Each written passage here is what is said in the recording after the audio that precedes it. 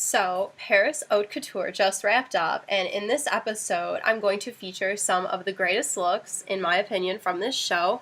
And this episode is also a great opportunity for me to practice all the French pronunciations that I've probably forgotten since I stopped taking it because it was impossible for me. Oh, look at my hair right now. You could tell I just got off work. So, anyway, I was reading an article a little while back, and it was about haute couture. I was trying to learn a little bit more, and it stated that only 2,000 women in the world can actually afford to purchase these items. And so I've crunched the numeros for all of you, and 3.523 billion women in the world, roughly, overall, and 2,000 women who can actually afford these items is point then 567% of women on the entire planet who truly have access to these items.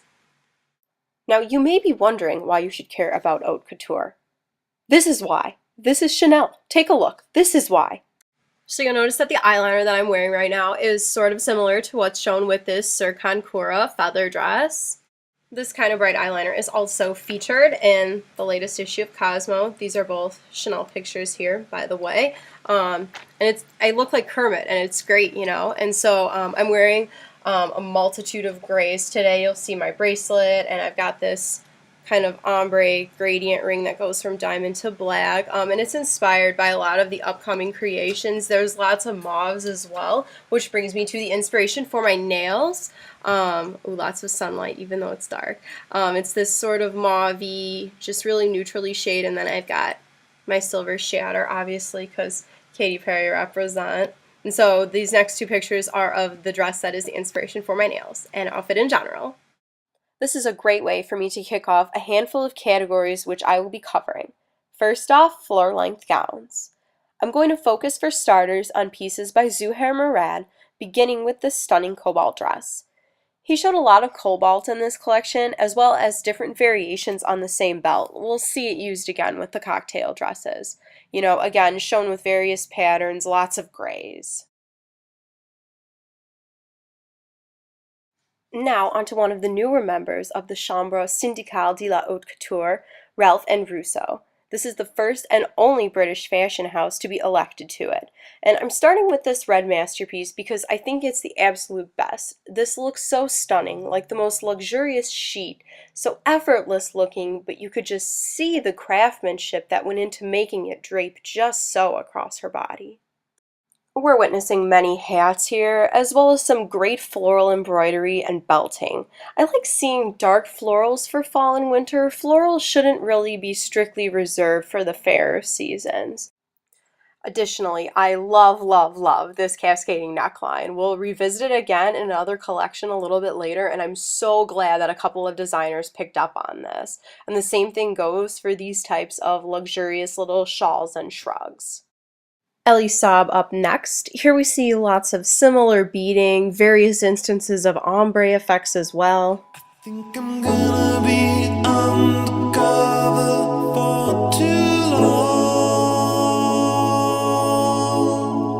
I got a million things to say. We're seeing a lot of orbital action here. Style's so great that planets revolve around it. Get bobbly.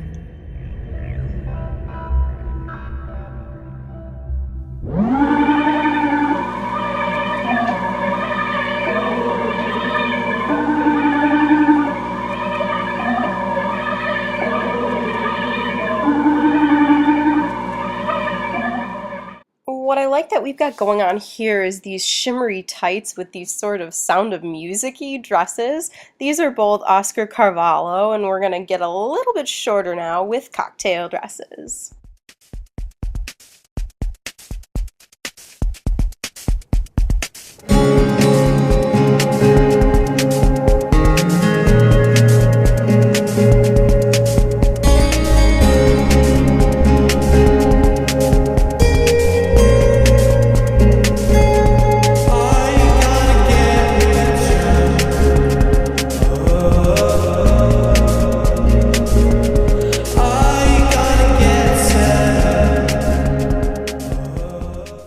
And we also see hearts here kind of as a reoccurring trend. I'm not sure if this has something to do with Valentine's Day being part of the season of the collection or not, but here we go. Can we pretend for 1 second that we are together? What's the point of keeping my feelings at bay? It takes a lot of me. And now I'm going to quickly cover ground on some of the other reoccurring trends that I saw throughout this fashion show.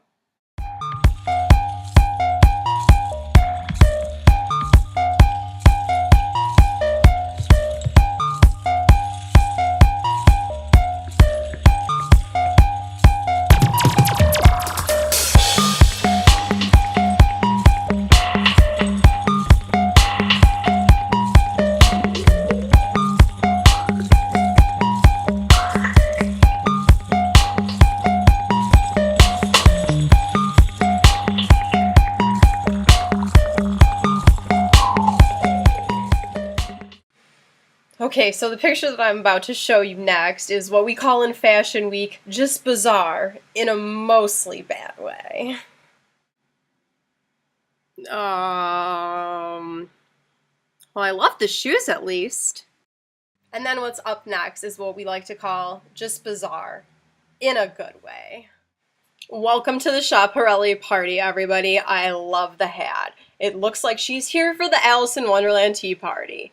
And she won all those medals because she's just so much fun to hang out with. Did someone say Alice in Wonderland tea party?